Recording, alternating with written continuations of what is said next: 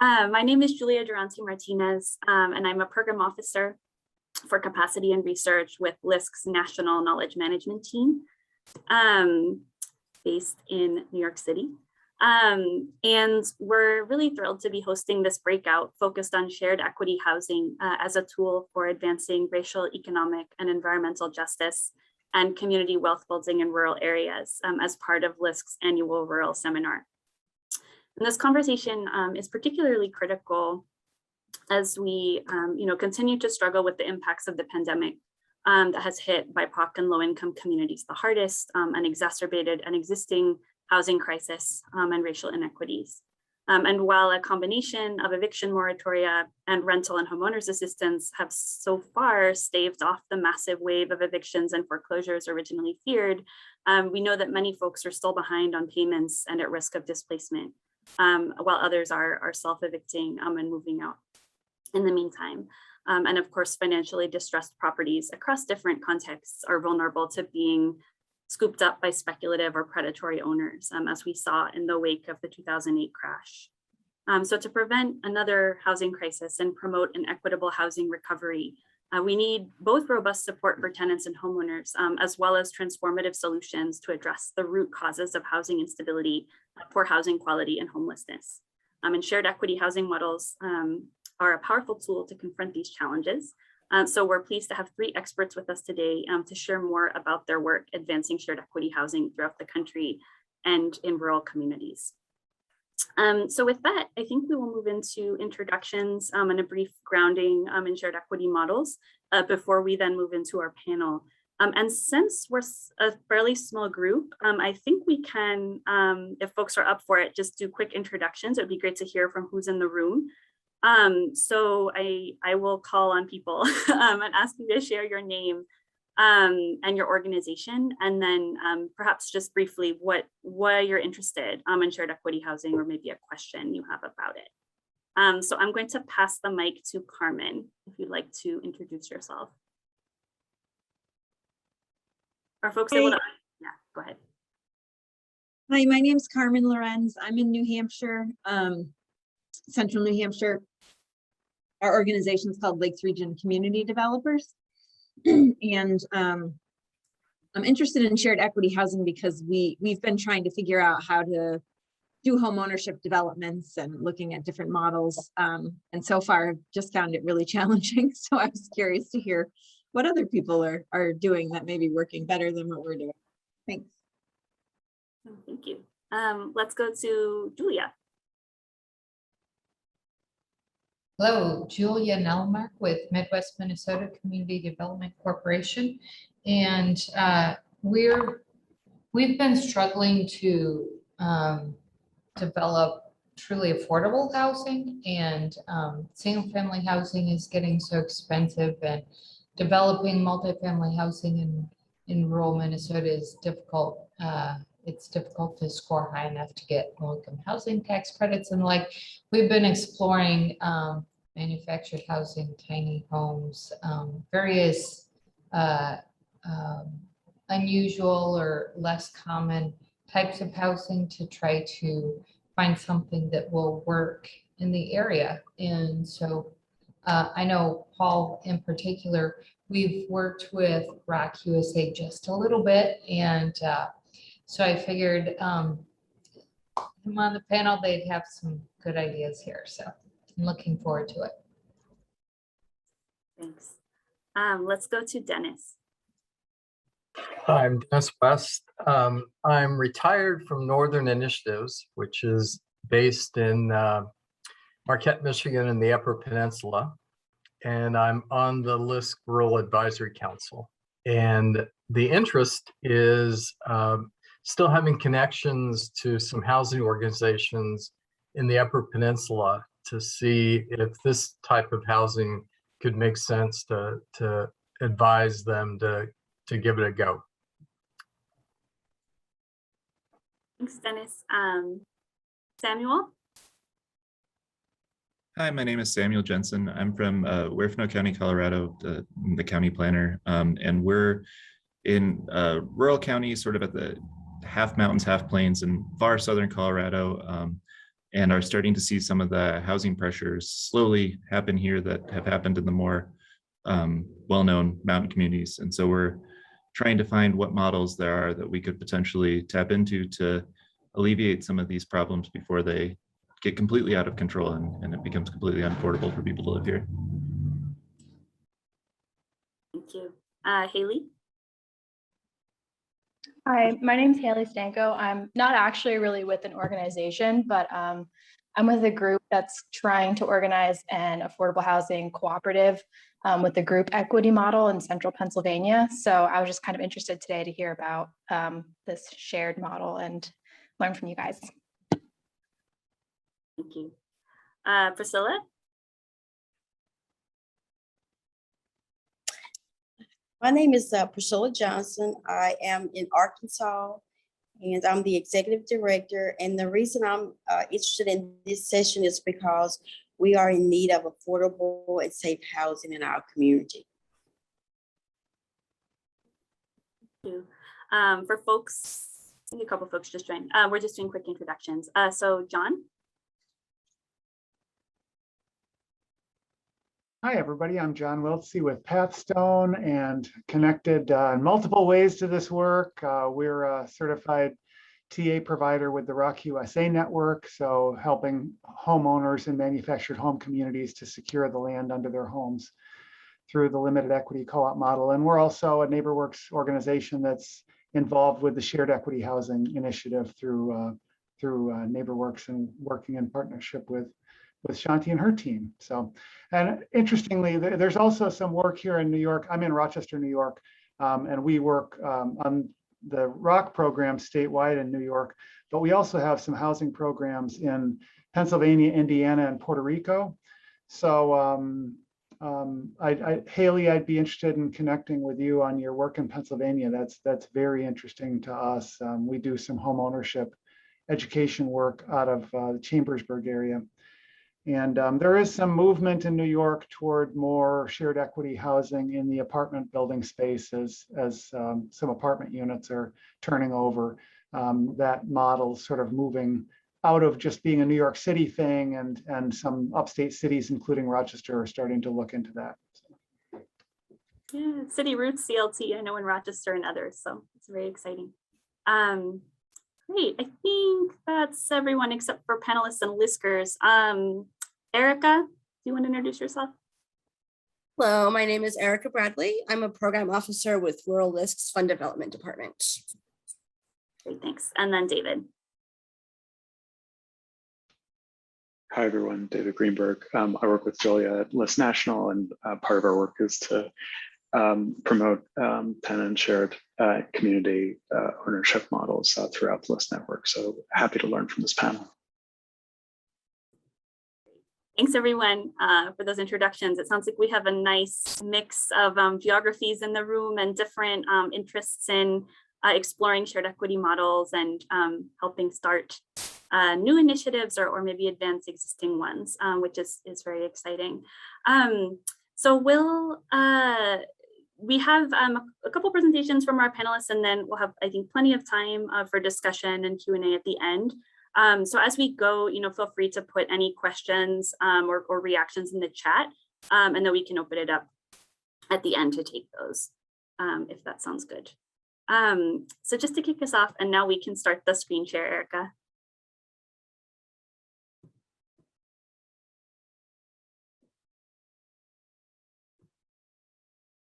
Can we start this? There we go. I think there's a delay. Great. We go to the next slide, please.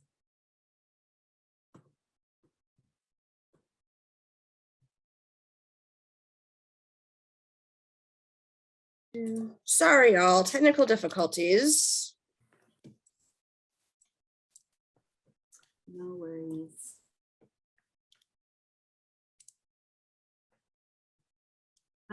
I think, just to keep going while you pull that up, by way of kind of framing, when we talk about shared equity housing, we're talking about a few different models and approaches that our panelists are going to delve into in greater detail. But I think just to sum up some of the core principles or kind of characteristics, Shared equity housing really seeks to balance permanent affordability and housing as a long-term, community asset with wealth building for families and individuals. So in shared equity housing, an upfront investment in subsidy lowers the home price to make it accessible to low-income buyers. And then if or when the owner decides to sell, they keep a portion of the equity while a portion remains with the home to keep it affordable to the next buyers, which ensures that the subsidy is preserved and this public or community investment really benefits multiple generations. And another thing just to note is that most shared equity housing organizations, along with playing a stewardship role in the sense that they help prepare potential buyers for purchase and support them through the purchase process and beyond to ensure stable ownership. Most shared equity housing groups typically emphasize resident and community leadership and decision making. So homeowners and other stakeholders may participate in governance through joining the board or electing its members through steering committees and other means to ensure both sound stewardship of the housing as well as meaningful resident decision making. And a few of the models, which I think folks mentioned in their introductions, but just to note, we're talking about community land trusts, we're talking about limited equity housing cooperatives, resident-owned communities, and deed-restricted homes as well. And these things can sometimes be paired with each other too. So there's a lot of flexibility and potential to promote rental housing, commercial space, other uses as well with some of these, along with permanently affordable housing. Is the slideshow working, Erica? Can we go to the next? We should be up. Let's try. Great, so then the next one, I just covered that one. So I know that Lisa is going to talk especially about the history of CLTs in her presentation, and others may touch on this as well, but just want to ground the conversation in the long history of cooperation and mutual aid in rural areas, largely in response to financial exclusion, insecurity of land tenure, and resource extraction. So we've seen, agricultural and producer cooperatives, for example, financial cooperatives like credit unions to meet farmers and other rural needs. And then in housing, particularly the community land trust model really grew out of rural civil rights organizing in southwestern Georgia, out of the recognition of the need for a community land base and security of tenure for Black farmers in order to advance political organizing and advance larger civil rights goals as well. So that history of new communities, the first land trusts in the country is very powerful, and there's a great documentary about it called Arc of Justice that I'd highly recommend folks check out if you're interested in learning more about it. But that effort was also followed by other similar rural efforts, often faith-based as well. Just to name a couple examples, the Woodside Community Land Trust, founded in the Appalachian Mountains to advance environmental justice and quality housing in a community that had been deeply impacted by wealth and resource extraction from strip mining. And then the Covenant Community Land Trust in Northern Maine, which was founded to address job loss and rural gentrification, and really focused on poor communities that had been excluded by traditional financial institutions and forms of ownership. And then the last, but certainly not least example is the Champlain Housing Trust in Burlington, Vermont, which is now the largest community land trust in the country with, I believe, around 3,000 units of housing. And they also have a variety of other types of shared equity homes throughout their rural and small town service area, including single family rentals, cooperatives, and manufactured homes, I believe. So all of this is to say that even as cooperative and shared equity movements are gaining a lot of momentum across the country, mentioned efforts in New York and other high cost cities, their roots are actually in rural communities. And there's a very long legacy there. So you can go to the next slide. And then this is just summing up some of the impacts nationally that the shared equity housing sector has had. And I know panelists are going to talk more about the impacts of their work in the communities where they're working. But this is just to note that shared equity housing is increasingly serving BIPOC communities. It has been extremely effective, particularly in foreclosure prevention, even through the worst years of the Great Recession, with less delinquencies and less actual foreclosures than conventional mortgages. And in terms of community wealth building, average shared equity homes, homeowners accumulate $14,000 compared with about a $1,600 upfront investment. So despite the fact that it's a relatively small percentage of the overall US housing stock at about 250,000 units, it still has had some extremely powerful and important impacts that our experts are going to expand on. So I think with that, I'm going to introduce our panelists. So first, we have Lisa Byers. Lisa has been the executive director of Opel Community Land Trust in East Sound, Washington, Orcas Island, since January 1996. And during her tenure, Opel CLT has grown to provide housing for about 8% of the island's year-round population, which is a tremendous achievement. She was a co-founder and first board president of the Northwest Community Land Trust Coalition and the National CLT Network, which is now called Grounded Solutions Network, and currently serves on the board of the Washington Low Income Housing Alliance. Our next speaker will be Paul Bradley. Paul is the founding president, of Rock USA, a nonprofit social venture that makes resident ownership of manufactured or mobile home communities viable and successful nationwide.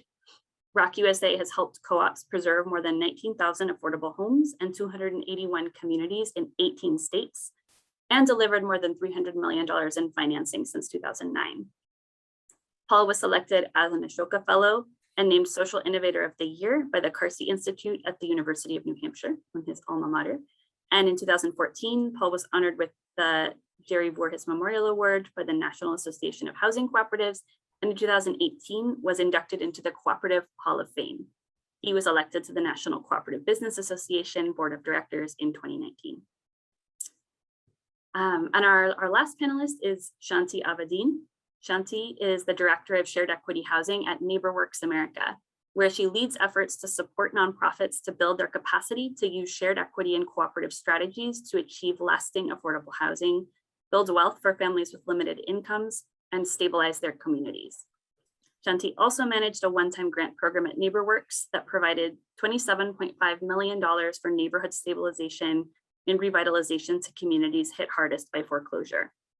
Prior to joining NeighborWorks, Shanti served as the Director of Inclusive Communities at the National Fair Housing Alliance. And she currently serves on the board of Rock USA and Hope and a Home, a DC area nonprofit that empowers low-income families with children in DC to create stable homes of their own and make lasting changes in their lives. And give a very warm virtual welcome to all of our panelists, and just are so thankful for them sharing their expertise and time with us today. And with that, I will hand it over to Lisa. Great, thank you so much. If we could have the next slide, please. I am speaking to you from, and the next slide after this, from the ancestral lands of the Coast Salish people, including the Lahutmish, Klallam, Samish, and Tulalip nations, who stewarded this land for many generations. And I extend my appreciation for the opportunity to live and learn in their territory. Their territory includes the service area of Opel Community Land Trust, which is Orcas Island in the northwest corner of Washington State. Opel was founded in 1989 by white people who were trying to protect their community from the negative effects of escalating real estate prices. The people who lived on island couldn't afford to stay, and wages weren't keeping up with real estate prices. Next slide, please. One of Opel's founders spent time in Norway as a young man, and he was inspired by the sense of a commons that he found there. He described his vision for Opel as one that balances the rights of individual homeowners with community ownership of land, a vision that reintroduces the idea of the commons to island life. He described every member of Opel, not just the residents, as an owner and steward of the land itself. In this way, he felt we would both honor the contract with our environment and create neighborhoods that people want to live in. At the time, in the late 1980s, the idea of a community land trust was virtually unknown west of the Mississippi. Next slide, please. The history of the idea of community land trust has roots in many cultures and have thought about land ownership differently than we do in Western society today. In other cultures, land has been seen as something to be stewarded for future generations, not something to be speculated on or accumulated for personal profit. It is a gift from God, like water and air, that is to be given to us all. In the history of white America, we can see that approach to land with the New England town commons. Colonial settlers in this region of our country laid out their towns with large areas set aside to be held in common and small lots for individual residences. Abraham Lincoln was part of a long line of leaders who thought differently about land. He said, "The land, the earth God gave man for his home, sustenance, and support, should never be the possession of any man, corporation, society, or unfriendly government, any more than the air or water." So there's a rich history of thought leaders and activists who wrote and shared ideas through the 19th and early 20th centuries. And those thought leaders, next slide, please, led to the creation of the first community land trust in America in 1969. Pictured here are 5 of the many people who came together during the civil rights movement to find a way to turn a protest movement into a constructive movement. Together, they grappled with the question, how can people fight fairly for inclusion when at any moment in time they can be kicked off the land, out of their homes, and their livelihood taken away from them? Next slide, please. They formed New Communities, Inc. and purchased 5,600 acres of land where they established residences on leased land, ran a farm, had a school, and other cottage enterprises. Next, please. This first community land trust had 3 elements of what is today part of the recipe that defines a community land trust: a nonprofit corporation to hold the land, a membership that is open to anyone residing within a geographically defined service area, and a balance of interests on the governing board, generally with 1/3 of the board being residents on the land, i.e. community land trust homeowners or renters, 1/3 being community members, and 1/3 being community members but representing public agencies, such as elected officials. Next, please. Today, there are over 250 community land trusts around the country, and there's a growing movement around the world with community land trusts in England, Europe, and the global South. Next. Back on Orcas Island in 1988, the organizers held their first meeting and 35 people filled the host's living room. At that time, there were not really neighborhoods on the island. It was a community of less than 3,000 people and still very, very rural.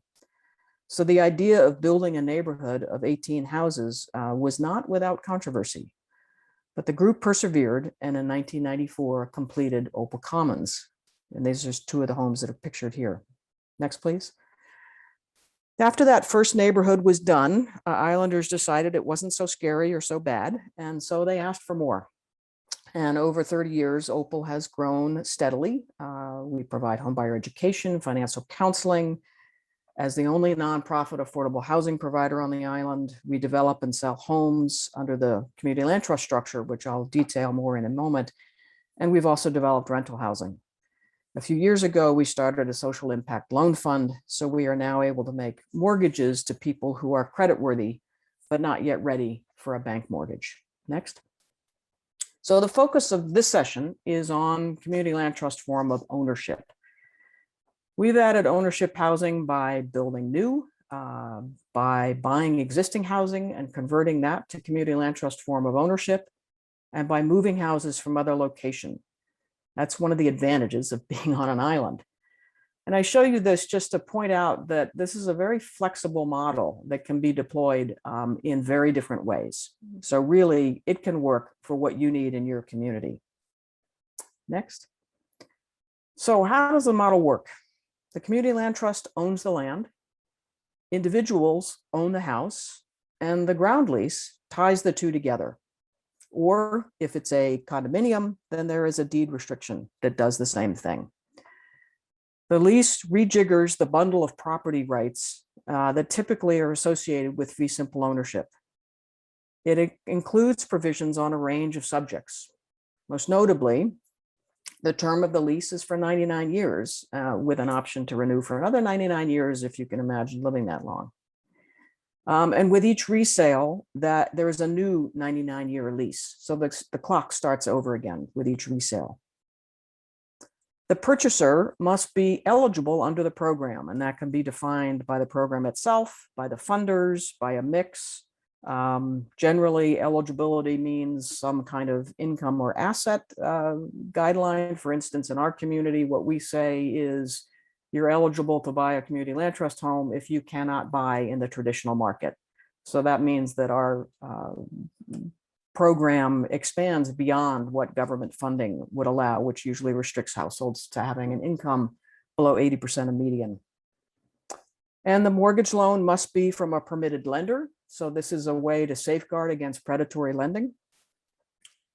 The homeowner typically must occupy the dwelling, which then prohibits sort of a speculative approach. There's generally no subletting allowed, though of course roommates would be allowed.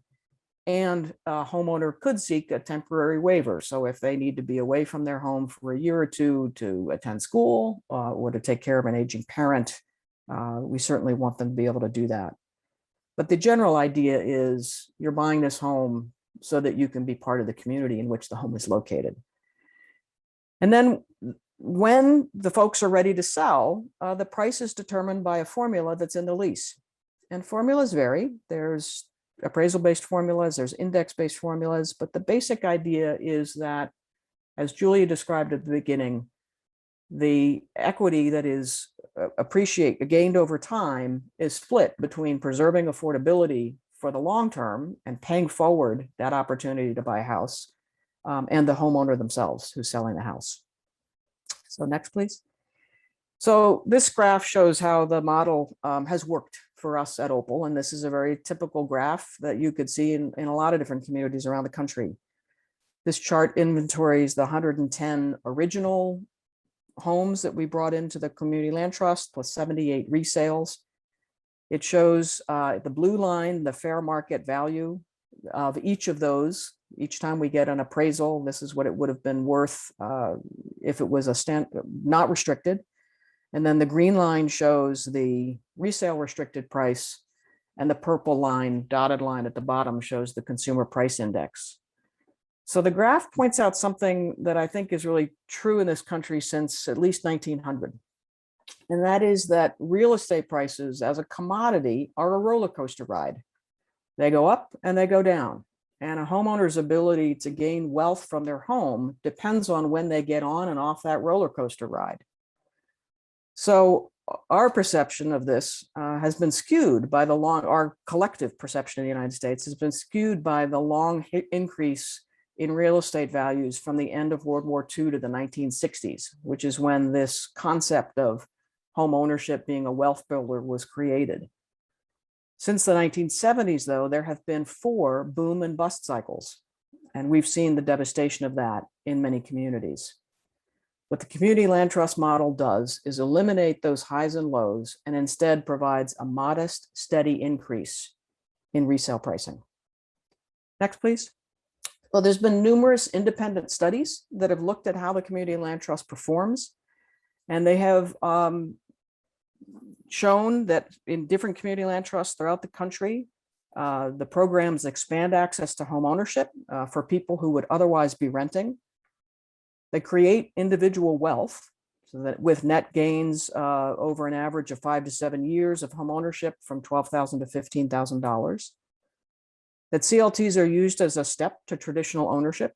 The majority of sellers use their net gains to buy a house in the fee simple market.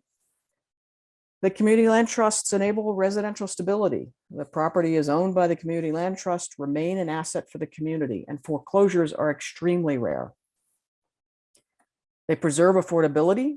For example, a house that's affordable to someone at 55% of an area median income is generally affordable to the next buyer, also at that same median income range. And they retain community wealth. The public subsidies put into community land trust homes serve successive generations. Next, please. So with permanent affordability, which is what we purport to do, comes the role of stewardship. And a colleague of mine described the community land trust as the developer who never goes away. We need to maintain our capacity to do this work, which means that we can facilitate every resale, that we can provide access to mortgages for each of those successive buyers, provide homebuyer education and financial counseling, that we can monitor the ground lease and make sure that that's being adhered to. And really, our philosophy is we want to be there to be a helping hand. So some examples of the ways in which we've engaged in stewardship is we've served as the executor of an estate for a homeowner who died intestate, i.e. without a will and with no heirs. We've done bulk purchasing for major maintenance projects, such as putting on new roofs or painting in a neighborhood. We have worked with neighborhoods to bring fiber optic. We had homeowners who wanted it and others who didn't. The fiber optic company was going to charge everybody, so we set up a loan program so people didn't have to pay for something they weren't ready for. And we've done loans for people to put solar panels and solar water heaters on their homes. Next, please. So I'm going to just wrap up here and say that a trend that has been noteworthy over the past 5 to 7 years is the increase in the number of communities that have landed on the community land trust model as a response to natural disasters or to increase the resiliency in their communities by having people live in a community who can provide services for that community. So this example is the Methel Housing Trust on the eastern flank of the Cascade Mountains in Washington State. They, after serious fires years ago, had a series of meetings to debrief and talk about, as a community, what did they need? And high on their list was that they needed more affordable housing to retain people in their community. And they chose the community land trust model as the way to assure that that housing would remain affordable in perpetuity. So finally, next, please. Just want to know that there's good organizations out there that support this work. And anybody's welcome to contact me if you've got questions, and I'll look forward to the Q&A. Thanks. Thanks so much, Lisa, and for the grounding too in the history of community land trusts and the fundamental principles of stewardship. It's always helpful to hear the different dimensions of that, both in sort of ensuring the permanence of affordability and core protections for CLT residents, but also how that can actually help us to think differently about lands and housing. So thank you for that. All right, so now we're going to learn more about resident-owned communities. And Paul, and pass the mic to you. Great. Thank you, Julia. And thank you, Lisa, for that great overview and introduction and deep dive into Opel Community Land Trust. I really appreciated the historical presentation. Of course, land ownership plays a critical role in the civil rights movement. I was really glad to see you highlight that.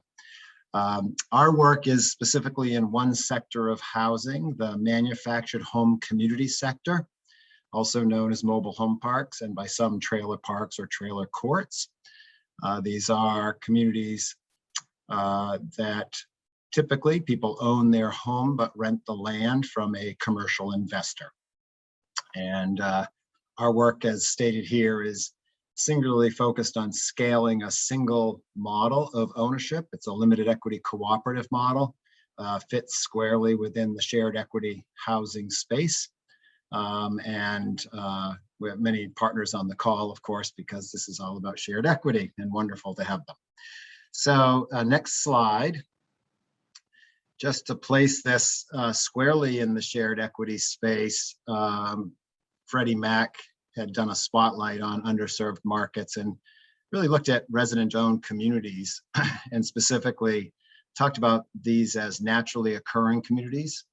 These are communities already occupied by low and moderate income families and retirees. Talks about them as unsubsidized. There's very little subsidy in these communities, privately developed, privately owned for really the history of this housing stock, which dates back to its earliest stages, some 80 years, but really took off in the 50s and 60s and expanded pretty dramatically in the 70s and 80s, and pretty much leveled off in the 80s to where it is today. But then noted about resident ownership, and specifically limited equity cooperative resident ownership. It's a naturally occurring affordable housing stock that is not subject to market-based rent increases. Like community land trust, fundamentally what's going on here is removing residential real estate from the commercial real estate market. Lisa noted, or excuse me, Julia, I think, noted in her opening remarks, the privatization of residential housing, the consolidation of housing by large corporate buyers, REITs, and private equity. This is the opposite of that. This is local communities gaining control of their housing stock, removing it from the speculative real estate market. And in so doing, in this sector, you're really removing that mobile home park, manufactured home community from the market-based rent increases that are just built into the manufactured home community business model. Next. So just a little bit of context. There are just over 45,000 manufactured home communities in the country. They exist in all 49 continental US states. Only Hawaii, in terms of US states, does not have manufactured home communities. To the best of my knowledge, no HUD code manufactured homes have ever made it to the island of Hawaii. But every other state in the country has this factory built HUD code or pre-HUD code housing. And there are about 2.7 million US, I typically say homeowners, but the reality is homeowners and renters living in those 45,000 plus manufactured home communities. Most of us on this call recognize there's some basic risks to owning a home on rented land when that landowner is a commercial investor. Excessive rent increases or site fee increases is really chief among them for homeowners in this market. But health and safety concerns, crop up in some surprising places. Failed septic systems or insufficient water quantity or poor quality water, dangerous electrical systems, poor roads, poor drainage leading to mold on homes, large trees or trees that go unmaintained. Very much risks that homeowners face on the health and safety side. And last, really in the great danger is community closure or change of use, conversions of underlying land to other uses, and the displacement of homeowners. And this is real. In Indiana, there was a bill last summer to expand the number of days notice to close a manufactured home community from 30 days to 60 days. Imagine receiving an eviction notice and to remove you and your home within 30 or 60 days, but that's still possible in some states. Some states have lengthened that period and have built in other protections, but it is a fundamental risk for all folks who own a home on rented land. Next slide. So as Julia stated, our mission is pretty plain and simple: make resident ownership viable and successful nationwide. And while the mission is simply stated, it's a complicated process to bring this opportunity and to create viable opportunities for homeowners. And it really hinges on, three pillars. First is really creating opportunities for homeowners to purchase their community. Folks familiar with TOPA law in the multifamily space, there was a comment earlier. Well, in the manufactured home community space, opportunity to purchase legislation is a real thing. 6 states have what I would call effective or meaningful opportunity to purchase laws that allow homeowners to purchase their communities when it is for sale and when a seller has accepted an offer from a bona fide third-party buyer.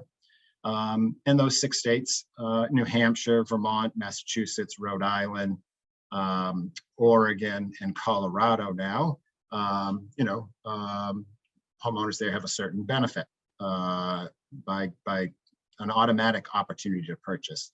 In all other states, all other 43 states, we and our affiliates are working very closely with industry and on the building relationships and explaining how resident ownership comes about, how we make that viable, very actively in the industry itself. Because the only way we create opportunity is when communities are for sale and when the community owner provides the homeowners that opportunity. Integral to that is them seeing and experiencing effective and efficient process to selling the community to the homeowners. That's our responsibility. But creating that opportunity up front is really that outreach work. And that is something that anybody on the call can help with in your areas, be it in Michigan or Minnesota or New Hampshire, that if you're familiar with, have interactions with community owners and operators, certainly talking to them about resident ownership and referring them to either Rock USA or to our local affiliates is a way in which you can help, because identifying for sale properties and even building that relationship before they contemplate selling is valuable work on this pillar of just creating opportunity. 2, we provide pre and post-purchase development services, technical assistance services for some of us in the space. And that really happens through a network of 12 technical assistance providers. John Wilsey at Pathstone, his group is one of those 12. And then we also have a national team that covers states where we don't have an affiliate relationship, so that we're providing services in all 49 states now. And those are both pre and post-purchase training and technical assistance services. The picture you see here is our National Leadership Institute. Most of our technical assistance affiliates are also holding statewide or regional leadership institutes as well. And then of course, there's training and TA and coaching that happens within each co-op as well. And last, the third leg of the stool is a national CDFI, Rock USA Capital in our case, that's able to provide customized financing for every part of the process, from due diligence and refundable deposit loans through acquisition and improvement financing, and then specialized servicing to help create opportunities for larger lenders and investors to come into these projects and leverage our expertise and the risk mitigating role of our training and technical assistance groups. So those are the 3 legs of the stool: opportunity, technical assistance, and financing. Next slide. And where we've been over the last 13 years with Rock USA and network is, as stated earlier, 281 resident-owned communities in the network, just over 19,000 members, and in 18 states at present. Those are actual co-ops in 18 states, and we'll add 2 more, California and Missouri, here by the end of the year. And we're averaging over the last 5 years just under 1,500 home sites preserved per year. So it's been a very productive network and development system to support resident ownership. And one of those years, 2020, is included in that average. And community organizing, as we all know, is very difficult during the pandemic. So that was a low water year. Our high water year was just over 2,500 home sites preserved in 2019. There's increasing interest among homeowners to gain security. We're seeing unbelievable reception in communities when introduced with the idea, and increasing acceptance in industry. More and more community owners who frankly aren't that happy seeing the industry consolidated either. There's a tremendous transition from local, what's called mom and pop owners or local developers, regional developers, to national consolidators. And not everybody in the business is happy about that. And our objective, of course, is to help preserve the legacy of the operators' affordable housing, such that by supporting the transition to resident ownership. And Rock USA Capital has been an active lender, not exclusive. This is not a closed system. Our objective is to help find the best possible financing for co-ops. But Rock USA Capital obviously is capitalized and specialized to compete and provide that financing where it's best. And we have created relationships with over 30 financial institutions to deliver that capital. Over time, we have documented through third-party research that co-ops in our portfolio have been, just after 5 years of ownership, offering site fees $32 less than market rent. And that's been going on quite consistently over the years. That number has not budged much. And we have longer term statistically significant findings. Homeowners in co-ops just feel more secure. And I love what Mill Duncan, a sociologist at UNH and then the Ford Foundation, says, that basic stability is underrated, and we really need to appreciate just basic stability. Next slide. I just wanted to share for folks on the phone. These are our 12 nonprofit affiliates that operate in various states around the country, and happy to be in partnership with these organizations. And next slide. You're welcome to visit us online at our website, rockusa.org, and certainly do follow us on social media. And if I can be of at all assistance, don't hesitate to reach out. Thank you very much for attending, and happy to go to Q&A after Shanti is done. Thanks, Paul, and thank you too for those reflections on just what it takes to really build a supportive ecosystem for shared equity housing, the three legs of the stool, as you put it, but the financing, the technical assistance and capacity building work, as well as the opportunities, both from working with sympathetic property owners, but also the need for policies like opportunity to purchase legislation and others that can really facilitate the transfer of properties into community ownership. So now we're going to move to Shanti to learn about NeighborWorks program to support shared equity housing, sort of learning how intermediaries and funders can help support this work. Over to you. Sure, thanks Julia, and thanks Lisa and Paul for the excellent background and deep dives into particular areas of this work.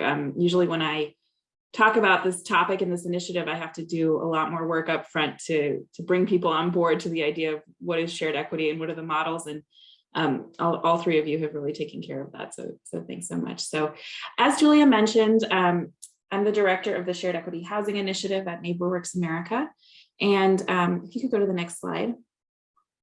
For those of you who aren't familiar with the role of NeighborWorks America, we are a congressionally chartered nonprofit, and we support affordable housing and community development efforts throughout the country. So as Julia mentioned, we're sort of in that funder, but also intermediary, technical assistance provider, training provider, support role nationally across the country. And we do this by supporting organizations through the trainings and certifications for community development and affordable housing that we offer at our training institutes. So we do a NeighborWorks Training Institute 3 times a year, now virtual, but often in person and hopefully again in person. And then we also do resident trainings that are CLIs, Community Leadership Institutes. So we offer trainings through there and peer learning, technical assistance, and a variety of like targeted and flexible grant funds. So we're in this role nationally to further our mission, which is to create opportunities for people to live in affordable homes, improve their lives, and strengthen their communities. We do a lot of our work through a network of 240 organizations across the country and in Puerto Rico. And within these organizations, we have 160 who serve rural communities, either exclusively or as part of their service area overall. We have a really active and strong NeighborWorks Rural initiative that includes 118 of those members.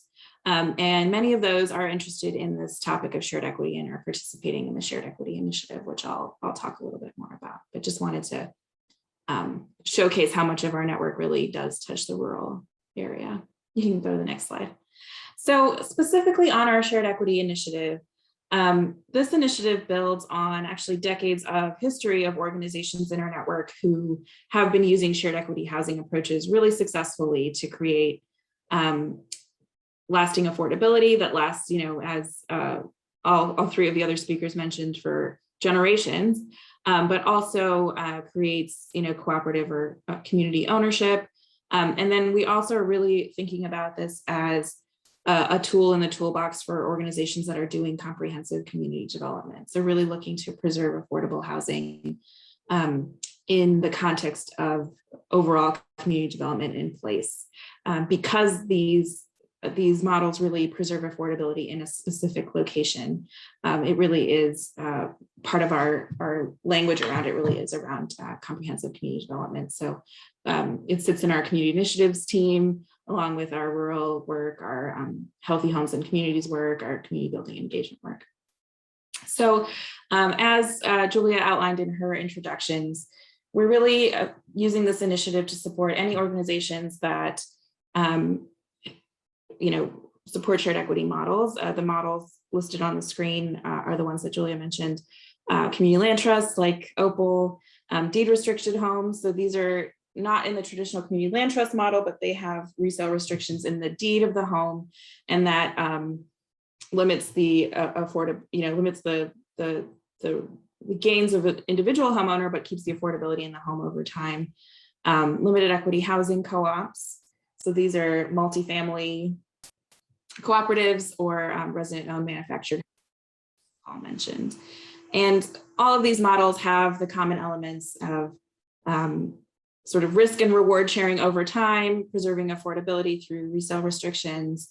They have a stewardship element to them, and then have some form of community control. So any of those types of initiatives we're supporting in our efforts. And the creation of this initiative, although it builds on existing work, it really came out of a specific set-aside appropriation in 2019. So building on the expertise we already had, our appropriation included a specific interest nationally in building and scaling shared equity models. So really, we launched the initiative 3 years ago, building on that work, and have been very, very intentional about how we support nonprofit organizations to take on this work for the first time or to strengthen the existing work that they have in place already. You can go to the next slide.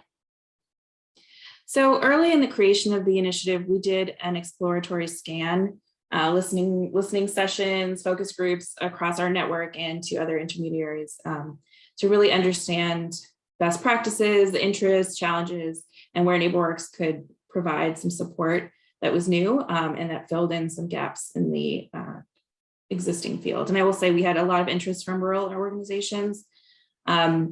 Overall, we have currently 60 organizations with emerging or active shared equity programs in our network. And we're seeing a very strong and extremely fast growing interest in the topic. Organizations in our network are finding that local governments, other funders are really interested in looking at how to do home ownership through shared equity in a different way. And then in the rural context in particular, really looking at this less as strictly a wealth building opportunity, but also as really a way to preserve affordable housing, create community control, and create autonomy for residents looking to create that stability, as sort of Paul mentioned.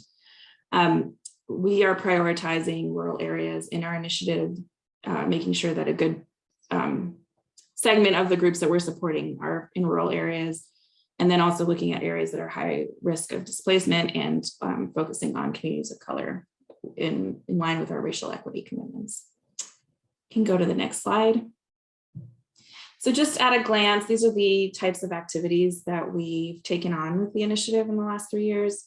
We're providing 4 types of capacity building grants, and right now 2 production grants are also going to be going out the door soon. But with the 4 capacity building grants, what we heard from our network was that there were organizations that were early in the process, and they were just sort of going through the process of understanding how does this work? What do I need to put in place to get this off the ground? Is it going to work in my market that I serve and with the organizational capacity that we have?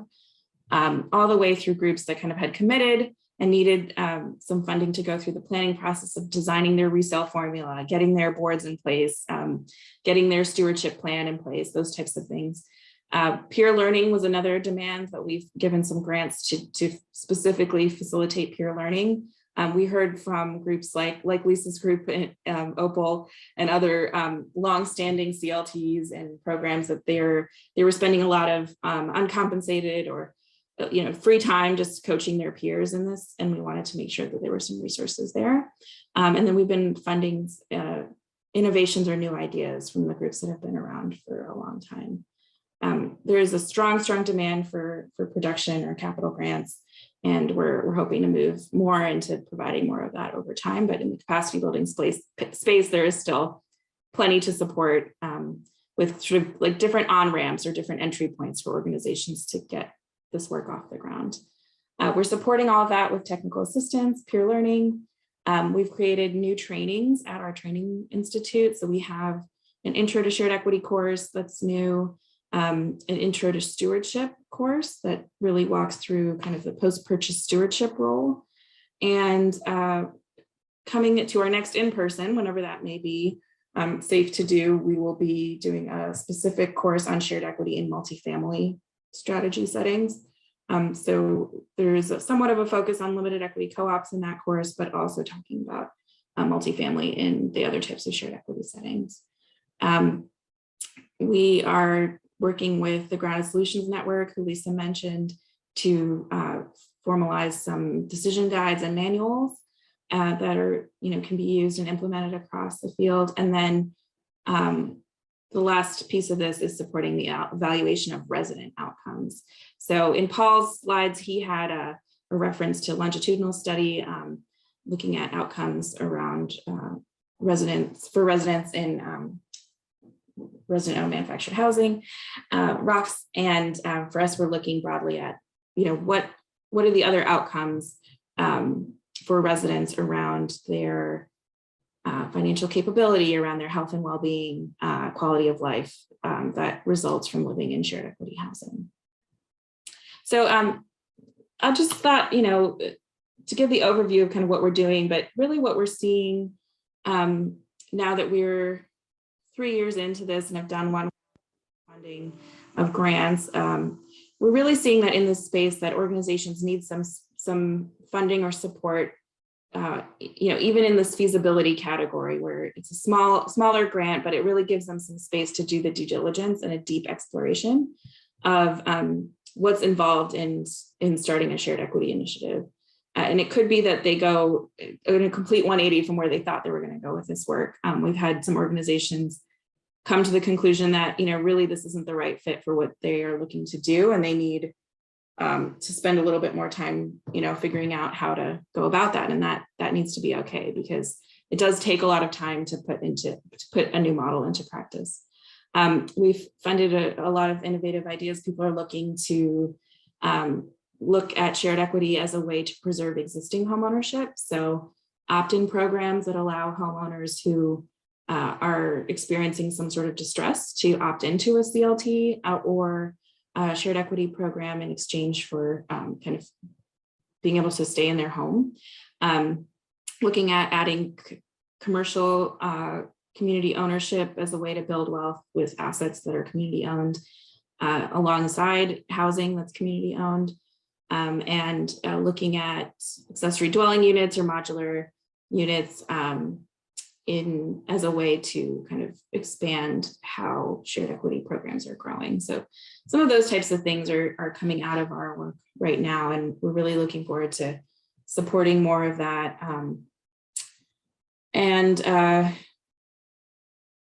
I guess the last piece really is, in addition to figuring out how to build a program, get it off the ground, or make an existing program more robust, we're also really looking to holistically support communities that have taken the shift to shared equity or gone the shared equity route, by helping them put into place strategies for dealing with natural disasters and natural hazards. So specifically providing TA for community planning for resident-owned communities or cooperatives to be able to go through the process of preparing themselves for natural disasters and having those plans in place before there is actually a crisis. So those are some of the roles that we're taking on now or looking to take on in the next year or two. So I will stop there, and looking forward to the discussion and the questions. Thanks, Shanti, for that overview of the really sort of comprehensive ways that NeighborWorks is thinking about supporting this entire process, from very early kind of planning efforts all the way through evaluation, especially that piece about support for the kind of assessing the feasibility and really thinking through the kind of community visioning process that goes into developing a model and even deciding if this is something that folks really want to pursue, which is, again, just really critical and often sort of overlooked in thinking like of the bigger asks for acquisition funds and other forms of support. So I think with that, we can open it up for discussion. And again, feel free to put questions in the chat, or if you'd like to raise your hand and speak your question out loud, feel free to do that as well. So we have a question from Haley. So in my rural area, the rental housing market is very competitive for all incomes, and subsidized housing doesn't reach all those who need it. Is there a place for expanding rental options in a shared equity model? Lisa, do you maybe want to take that question? Well, I know you mentioned, yeah. Sure. So we, as a community land trust, our portfolio is majority home ownership, but almost pretty close to 50-50 rental and ownership. And sometimes I'm asked, what's the difference between a shared equity kind of entity like a community land trust owning rental housing versus another nonprofit and I would say for many nonprofits, there's really not a difference. If there's a commitment to a long-term time horizon and they're really committed to the asset management and the services that will help people be successful.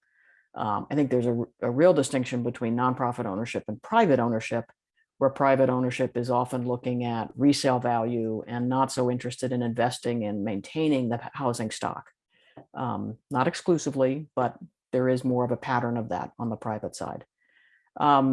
So I think part of what I hope came across in this session is that there's like a continuum of ways in which you can access shared equity housing, and that shared equity housing in a variety of forms can be a step for people from renting to having greater control over their space and getting into that place of home ownership in a variety of forms, where they're the ones who can decide what tree they're going to plant in their yard, or what color they're going to paint the walls, or how they're going to change the kitchen, rather than having that be a landlord-tenant relationship. I'm not sure if that answers the question, but.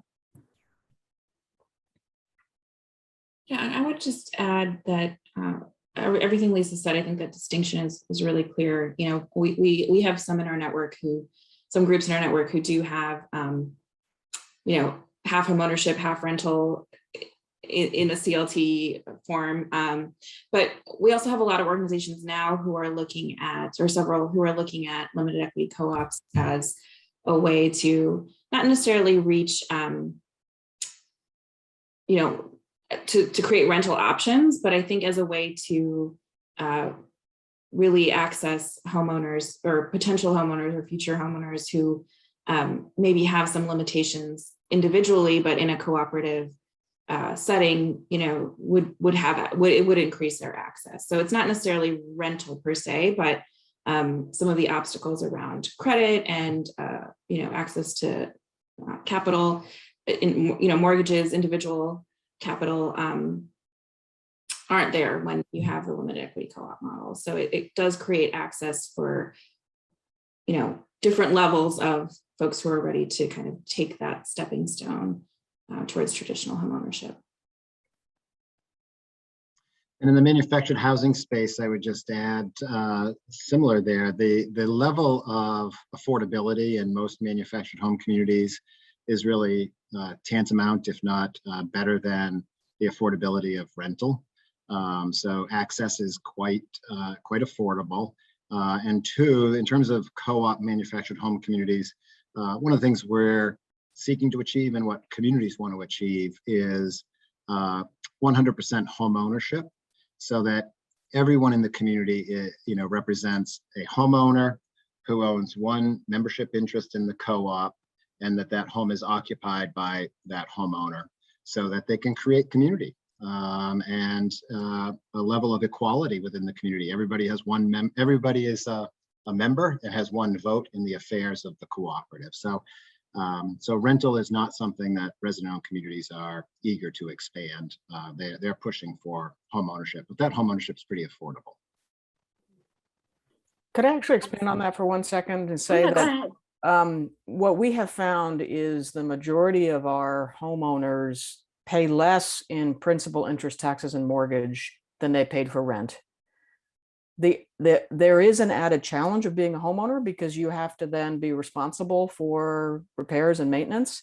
And so part of our stewardship role is we've created a set of reserve funds. So people are setting aside money that they can pay to replace that roof. They can pay to paint the house when the time comes.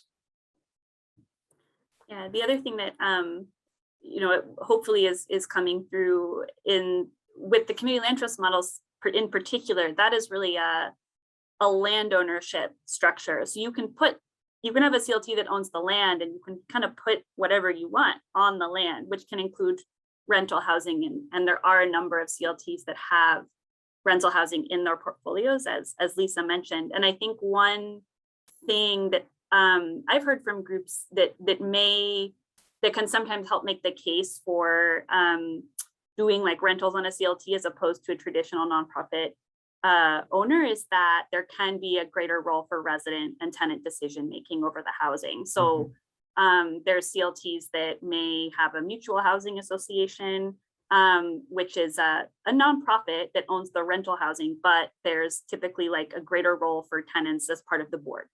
So that the housing itself is still a rental, but it's managed by the residents.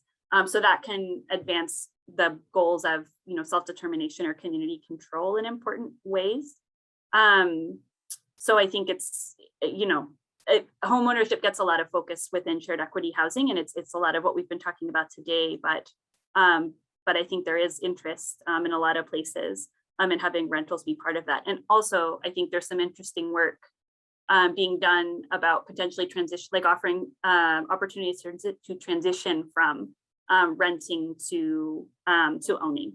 I know at least of a group in Philly that has the setup like that, and I think others who are exploring that possibility. Also recognizing that having stable, affordable rents allows you to maybe build equity and build wealth in other ways, even if it's not through owning a piece of the building or the land. So those are some of the, I think, some other threads to address that question. Other questions?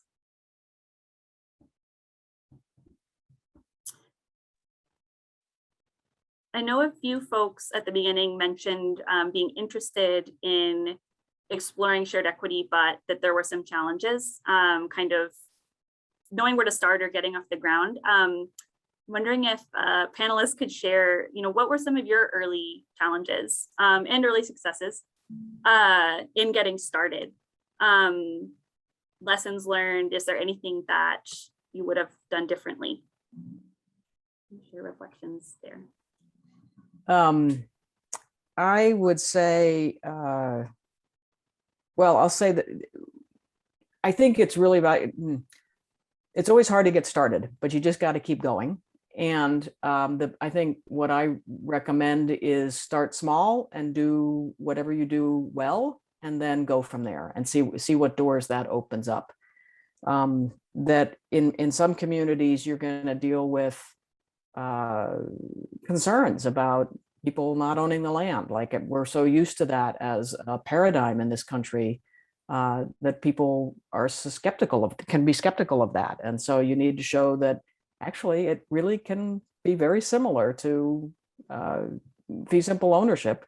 There's a little bit more of a communitarian thrust to this rather than what you're accustomed to. So start small, build trust in the community, then see where that leads. And for me, in leading a smallish organization in a small community, there is always been the question of being right-sized. And I have only seen the demand for our services grow over the years that I've been here, which is on one hand kind of frustrating because there's a voice of people saying, when are you going to solve this problem? And the problem is that this is a macroeconomic problem that we don't have the control over those levers out there of this global economy where people can buy real estate anywhere in the world based on income they're making from some other place in the world. And it really messes with local communities because there is this sense of powerlessness. And one of the things that I love about the community land trust model is what you were referencing, Julia, which is that sense of self-determination. Is this, at least we can do this piece. We can, maybe we can get to 10% of our housing stock is permanently affordable in our community. So. Thanks, Lisa. Other reflections on early challenges or successes and any lessons learned?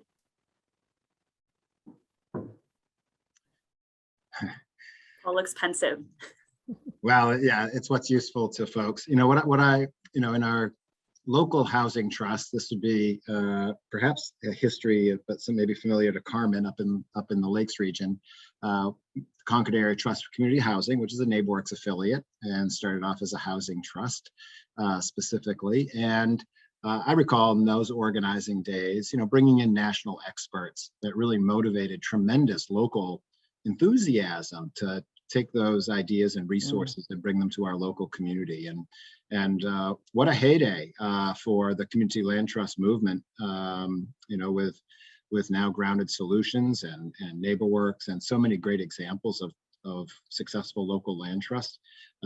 Tremendous opportunity to, and real willingness, I think, among actors in this space to come and be useful. So it's leverage, take advantage of the opportunities that present themselves and bring that expertise in and leverage it. It's I'm always about leverage, Julia. So there you go. Shanti, what has you been hearing from the partner organizations you've been working with? Yeah, I mean, I think, we were really intentional about having this, I call it the on-ramp, but it's really like the early space and funding that early space for like really, really good, strong, feasibility or planning phase work. And even beyond that, before that, I should say, having some trainings in place so people just get familiar with the concepts and what are the different trade-offs and what are you really, what do you stand to gain as an organization or as a community, or what are you, what are the different things that have to be in place early, and really having as many partners in place in that early process as possible. So, in our feasibility grants, we've really required resident participation early on, like bring a resident on board to attend some of these courses and understand this model and make sure that like there's community will. And then if there are city government partners or county folks or anyone local who can attend a training or attend a conference or just sit with you on some decision making early on, that is just invaluable in the beginning of the process, because really it is about selling the concept first. As Lisa said, there's a lot of challenges with people understanding a different way of owning land or approaching land ownership and home ownership, or rental ownership even in the community element. And so the more people you have on board early who fall in love with this idea, it's a little dramatic, but I do feel that people get enamored with the idea of it and can really be champions for you early in the process to help you get resources together. And it's not just an emotional falling in love. It's a logical falling in love. I think it just, if you look at shared equity housing, it just fundamentally makes sense that we have to remove these properties from the speculative real estate market and get them into shared control for the benefit of current and future generations. It just makes basic sense. So when people spend the time, it has all the benefit of logic, but it has all the difficulties of complexity and running counter to some, perhaps misheld, but some basically held, beliefs that just need to be explored with people.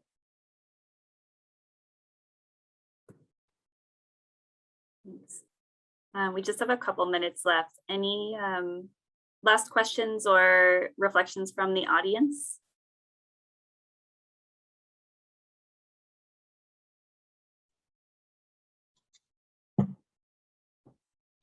I just thought in the opening, stepping on somebody perhaps, Julia from Minnesota mentioned, exploring and doing some, exploring the shared equity space and having done some work with resident-owned communities.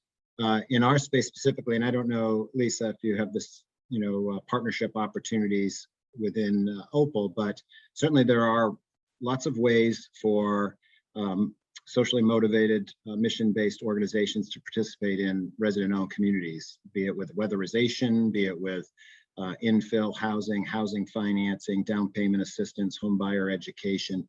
There's a lot of interventions required to help improve this marketplace for low-income homeowners. And so it looks different in different places based on who's on the ground and who's motivated, but there are a lot of opportunities to step into our space as partner organizations. So.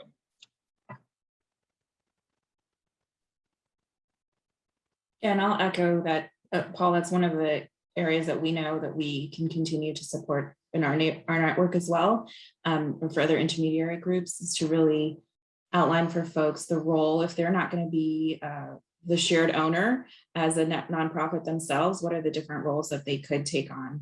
And I know we see some in our network who are doing, financial capability and homebuyer education, specifically for various types of shared equity programs, or are taking on a partnership role in a different way. So we're really looking to be very intentional about showing folks the different support roles that they can take in a local initiative as well. Mm-hmm. Yeah, I think that's another, hopefully that theme or that takeaway has come through in the session, just the importance of those strong partnerships, because it really does take a lot to build those local ecosystems and help stand up shared equity projects and then sustain something for 99 plus years. So there's all the community organizing work that needs to be done. There's the technical assistance work, the trainings, the lending and financing and funding that's needed to do that, the actual stewarding organization, and then the evaluation piece and the advocacy piece as well. So lots and lots of different ways to plug in and support the work, even if your organization isn't ultimately going to steward the project. Yeah, if I could offer one example of that. As Julia, you referenced the City Roots CLT here in Rochester, which I'm a member of, and they do a lot of work in a neighborhood that's sort of right next door to where I live. And Pathstone also does a lot of home energy efficiency work. We're a weatherization agency, but we also administer some state funds that are for green technology. And so we were able to partner with City Roots in installing air source heat pumps and heat pump hot water heaters in a bunch of their homes, which is a really cool thing that might be a role for nonprofits to play, looking at what kind of value add you can give to the shared equity space.